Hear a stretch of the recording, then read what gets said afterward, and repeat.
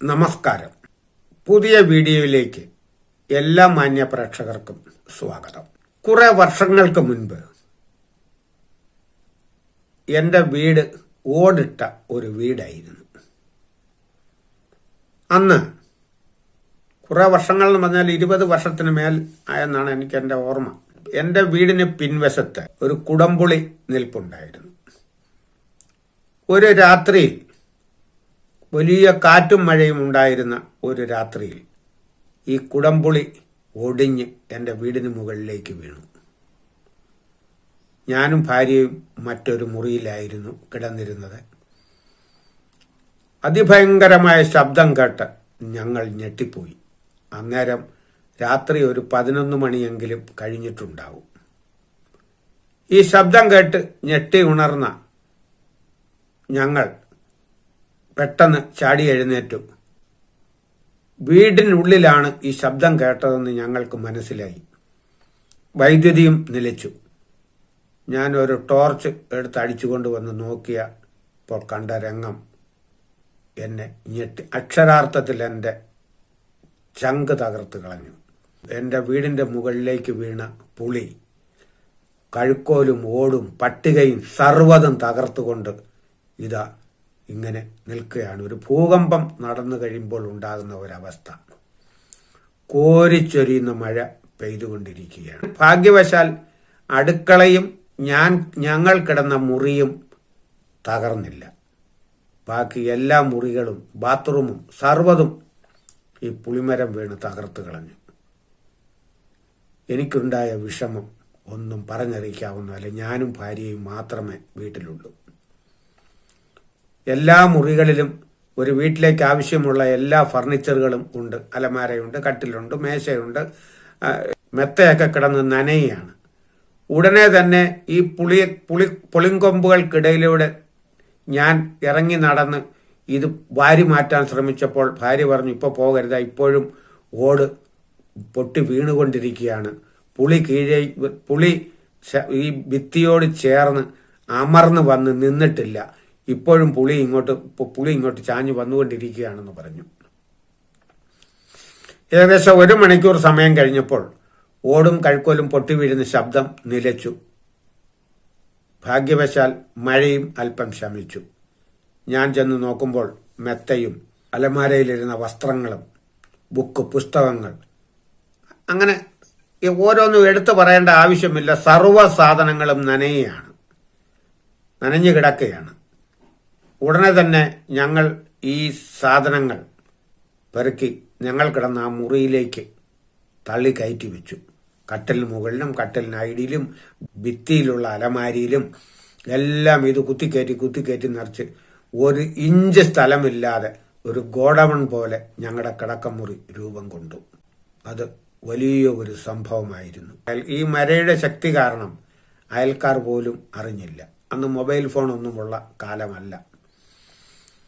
ഞങ്ങൾ അയൽക്കാർ പോലും നേരം വെളുത്തപ്പോഴാണ് അറിയുന്നത് ഞങ്ങളുടെ വീടിന്റെ മണ്ടയ്ക്ക് പുളി ഒടിഞ്ഞു വീണ് കിടപ്പുണ്ടെന്ന്. എല്ലാവരും ഓടിയെത്തി. പുളി രാത്രിയിൽ നേരം വെളുത്തപ്പോൾ തന്നെ പുളി വെട്ടിമാറ്റി. അപ്പോഴും മഴ വീണ്ടും പെയ്തുകൊണ്ടിരിക്കുകയാണ്. അലമാരയും മറ്റും ഈ മുറികളിൽ ഇരുന്ന് നനയുകയാണ്. എന്ത് ചെയ്യണമെന്നറിയാതെ വിഷമിച്ച് ഞങ്ങളിങ്ങനെ ഇരുന്നു. അയൽവാസി പറഞ്ഞു, ഒരു കാര്യം ചെയ്യും, ഈ മഴ ഇങ്ങനെ ചെയ്യുന്നത് കൊണ്ട് നിങ്ങൾക്കിപ്പോൾ ഒന്നും ചെയ്യാൻ കഴിയയില്ല. തൽക്കാലം കുറെ ആസ്പെസ്റ്റോസ് ഷീറ്റ് വാങ്ങി ഈ ഒടിഞ്ഞ കഴുക്കോലുകൾ കൊള്ളാവുന്നതൊക്കെ എടുത്ത് ഭിത്തിപ്പുറത്ത് വെച്ചിട്ട് ഈ കഴുക്കോൽ അങ്ങോട്ട് വെച്ചിട്ട് ഈ ഷീറ്റ് അങ്ങോട്ട് ഇടാൻ പറഞ്ഞു. ഉടൻ തന്നെ ഞങ്ങൾ പോയി 2 പേരെ പണിക്ക് നിർത്തിയിട്ട് ഞാനും എൻ്റെ അയൽക്കാരനും ചേർന്ന് ഞങ്ങൾ കടയിൽ പോയി അതിനാവശ്യമായ ആസ്പെസ്റ്റോസ് ഷീറ്റ് വാങ്ങിക്കൊണ്ടുവന്നു. ഒരു മേസ്ത്രിയെ വിളിച്ച് ഈ ഭിത്തിയുടെ ഈ ഷീറ്റിന്റെ ചില ഭിത്തികളുടെ പൊക്കം അല്പം കൂട്ടി അവിടെ സിമന്റ് തേച്ചു. ഒരു കഴുക്കോലുകൾ അതിന്റെ പരുവത്തിന് മുറിച്ചിട്ട് അതിന്റെ മണ്ടയ്ക്ക് ഞങ്ങൾ ഷീറ്റ് കയറ്റിയിട്ടു. അപ്പോഴും മഴ പെയ്യുകയാണെന്ന് ഓർത്തുകൊള്ളണം. അതിനുശേഷം ഞാനും ഭാര്യയും അയൽക്കാരനും ചേർന്ന് ഈ എല്ലാ മുറികളിലെയും വെള്ളം മുഴുവൻ തേകിപ്പറ്റിച്ചു. മുട്ടിന് താഴെ വെള്ളം മുറിക്കുള്ളിൽ കെട്ടിക്കിടക്കുകയാണ്. മുഴുവൻ തേകിപ്പറ്റിച്ചു. അപ്പോൾ ഈ വൈദ്യുതി ഭിത്തിയെല്ലാം നനഞ്ഞു പോയത് കൊണ്ട് എന്നോട് എൻ്റെ വീട്ടിലെ അടുത്തുള്ള മറ്റൊരാൾ പറഞ്ഞു, നിങ്ങൾ മെയിൻ സ്വിച്ച് ഓഫ് ചെയ്തിട്ടേക്കണം, ഒരു കാരണവശാലും വൈദ്യുതി പ്രവാഹം ഉണ്ടാകാൻ പാടില്ല, ഭിത്തി നനഞ്ഞിരിക്കുന്നുകൊണ്ട് നിങ്ങളെ ഷോക്ക് അടിക്കുമെന്ന് പറഞ്ഞു. അങ്ങനെ സന്ധ്യയായാൽ ഇരുട്ടാണ്. ഞാനും ഭാര്യയും ഈ ഷീറ്റിട്ട മുറിയിലേക്ക് കയറാതെയായി. കാരണം ഉടനെ അവിടെ കയറി കിടക്കാൻ പറ്റുകയില്ല. ഭിത്തി നനഞ്ഞും തറ നനഞ്ഞും എല്ലാം താറുമാറായി കിടക്കുകയാണ്. ഒരു ഭൂകമ്പമുണ്ടായ പ്രതീതിയാണ് ഞങ്ങളുടെ വീടിനുള്ളിൽ. അങ്ങനെ ഒരു 4-5 ദിവസം കടന്നുപോയി. അപ്പോൾ ഞങ്ങൾ ഉറങ്ങുന്ന മുറിയിൽ നിന്നും ഈ ഒരുപാട് സാധനങ്ങൾ, ഞങ്ങൾ കട്ടിലിൽ നിന്നും ഞങ്ങൾക്ക് കിടക്കാനുള്ള സൗകര്യത്തിന് വേണ്ടി ഞങ്ങൾ പല സാധനങ്ങളും നിലത്തും കട്ടിലിന് കീഴെയും എല്ലാം കയറ്റി വെച്ച് എല്ലാം തിരികെ വെച്ചുകൊണ്ട് ഞങ്ങൾ ഒരുപാട് സാധനങ്ങൾ നഷ്ടപ്പെട്ടു പോയി. എൻ്റെ ഒരുപാട് ബുക്സും ഞാൻ കഥ എഴുതി വെച്ചിരുന്നതും അതിൻ്റെ കടലാസുകളും ഒരുപാട് സാധനങ്ങൾ നഷ്ടപ്പെട്ടു. ഏറ്റവും കുറഞ്ഞത് ഒരു 50,000 രൂപയുടെ പുസ്തകമെങ്കിലും എൻ്റെത് നഷ്ടപ്പെട്ടിട്ടുണ്ടെന്നാണ് എൻ്റെ കണക്കുകൂട്ടൽ. അങ്ങനെ പോയി കഴിഞ്ഞപ്പോൾ ഞങ്ങളിങ്ങനെ ഒരു രാത്രിയിൽ കിടന്നുറങ്ങുകയാണ്. അപ്പോൾ ഓർക്കണം, ലൈറ്റില്ല, ലൈറ്റ് പുനഃസ്ഥാപിച്ചിട്ടില്ല. ഒരു ദിവസം ഞാനിങ്ങനെ വൈഫ് ഉറങ്ങി, ഞാനിങ്ങനെ ഉറങ്ങാതെ കിടക്കുമ്പോൾ ഒരു എലി കരയുന്ന ശബ്ദം ഞാൻ കേട്ടു. കീ കീ കീ എന്നൊരു ശബ്ദം. ഈ മുറിക്കുള്ളിൽ എലിയുമുണ്ടോ? ഞാൻ ടോർച്ച് തപ്പിയെടുത്തു. ജനൽ കർട്ടൻ അനങ്ങുന്നു. അപ്പോഴെനിക്ക് മനസ്സിലായി എലി അവിടെ ഉണ്ടെന്ന്. ഒരു ചെറിയ എന്തോ ഒരു സാധനം അന്നേരം സ്കെയിലാണെന്ന് തോന്നുന്നു, ഒരു തടിയുടെ സ്കെയിൽ. അതെടുത്തുകൊണ്ട് ഞാൻ ചെന്ന് ഈ ജനൽ കർട്ടൻ മാറ്റി സ്വല്പം അകത്തി നോക്കിയപ്പോൾ അത് അവിടെ ഒരു എലി കിടന്ന് ജീവൻ മരണ പോരാട്ടം നടത്തുകയാണ്. അതിൻ്റെ ശരീരത്തിൽ നിന്നും രക്തം പൊടിച്ചു വരുന്നു.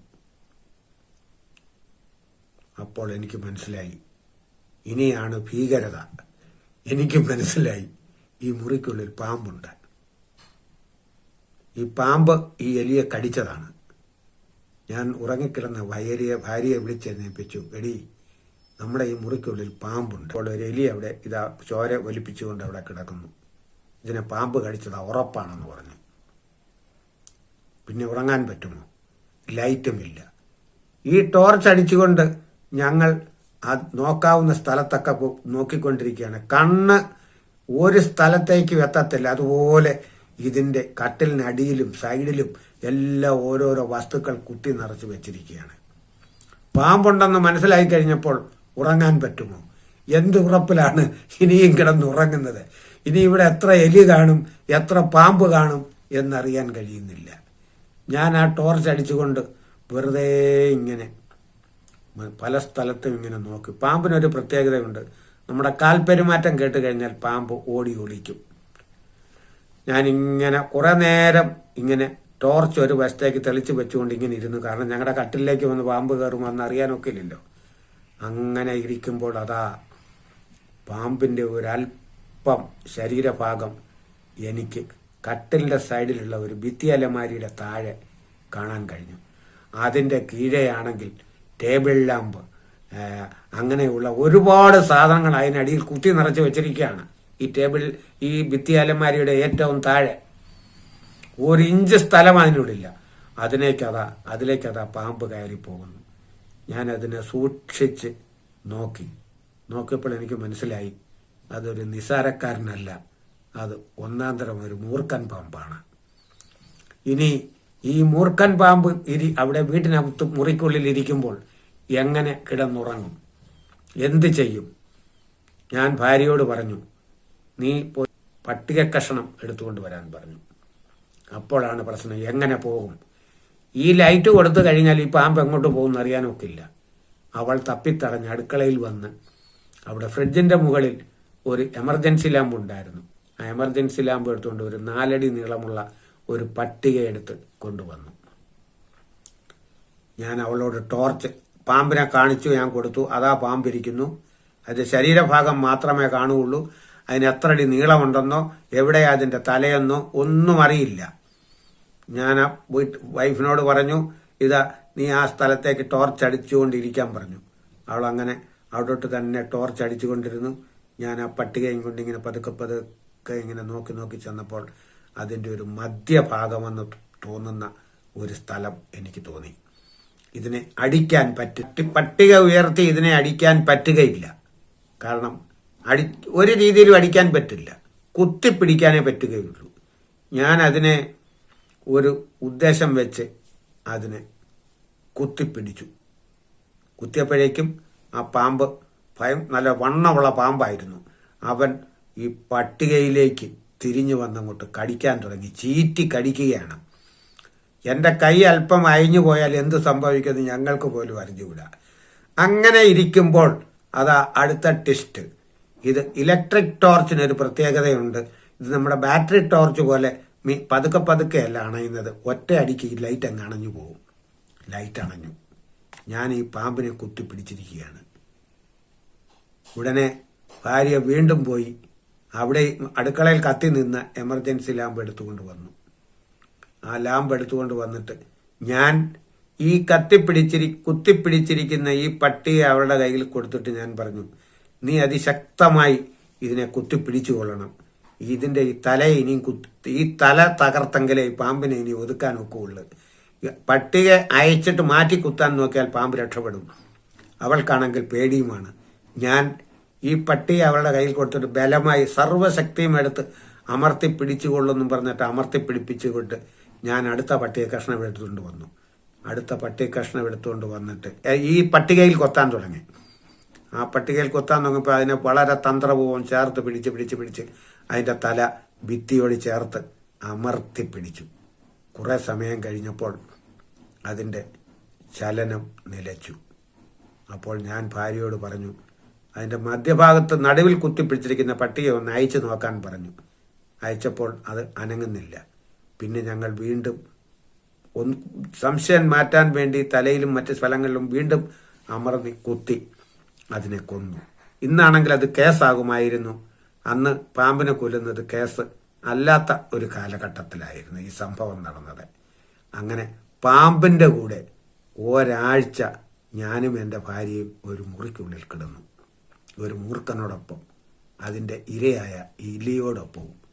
എനിക്കിപ്പോഴും ഉണ്ടാകുന്ന സംശയം, ഈ മൂർഖൻ പാമ്പ് എങ്ങനെ ഞങ്ങളുടെ വീടിനുള്ളിൽ കയറി വന്നു? ഇതാണ് എനിക്ക് ഒരിക്കൽ പോലും ഈ പുളി മരം വീണ് അപകടമുണ്ടായെങ്കിലും ഈ വാതിലുകൾ ഒന്നും ഞങ്ങൾ ഒരിക്കലും തുറന്നിട്ടില്ല രാത്രിയിൽ. പിന്നെ ഈ പാമ്പ് ഏതുവഴി ഏത് ജനലിൽ കൂടി എങ്ങനെ കയറി വന്നു യാതൊരു നിശ്ചയവും ഇന്നും ഇല്ല. ഇതൊരു ഞെട്ടിപ്പിക്കുന്ന ഓർമ്മയാണ് ഇന്നും. ഇതൊരു 20-25 വർഷം മുൻപ് നടന്ന ഒരു സംഭവമാണിത്. ഇപ്പോഴും ഇത് ഓർക്കുമ്പോൾ എനിക്ക് രോമാഞ്ചം പൊള്ളാറുണ്ട്. കാരണം അത്ര ഭയങ്കര ഒരു സംഭവമായിരുന്നു. ഓർക്കണം, ഒരാഴ്ചയാണ് ഒരു മൂർഖൻ പാമ്പിനോടൊപ്പം ഞങ്ങൾ ഒരു മുറിയിൽ കിടന്നുറങ്ങിയത്. ആ പാമ്പ് എലിയെ പിടിക്കുന്ന ശബ്ദം കേട്ടുകൊണ്ട് ആ എലി ചിലയ്ക്കുന്ന ശബ്ദം ഞാൻ കേട്ടില്ലായിരുന്നെങ്കിൽ ആ പാമ്പ് ആ എലിയെ വിഴുങ്ങിയിട്ട് എവിടെങ്കിലും പമ്മിയിരിക്കുമായിരുന്നു. പിന്നീട് അതിന് വിശപ്പ് തോന്നുകയോ വിശപ്പ് തോന്നാതിരിക്കുമായിരുന്നു.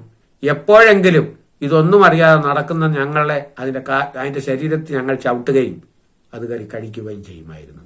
ഇങ്ങനെ ഒരു വലിയ സംഭവം ഉണ്ടായത് ഞാൻ ഇപ്പോൾ ഓർക്കുകയാണ്. ഇത് ഒരിക്കലും മറക്കാനാകാത്ത ഒരു സംഭവമാണിത്. ഞാനീ പറഞ്ഞ വീഡിയോ നിങ്ങൾക്ക് ഉൾക്കൊള്ളുവാൻ കഴിഞ്ഞെങ്കിൽ നിങ്ങൾ ലൈക്ക് ചെയ്യണം, നിങ്ങൾ ഷെയർ ചെയ്യണം, നിങ്ങളുടെ കമൻറ്റും ഞാൻ പ്രതീക്ഷിക്കുന്നു. മറ്റൊരു വീഡിയോയുമായി ഞാൻ വീണ്ടും വരുന്നത് വരെ നമസ്കാരം.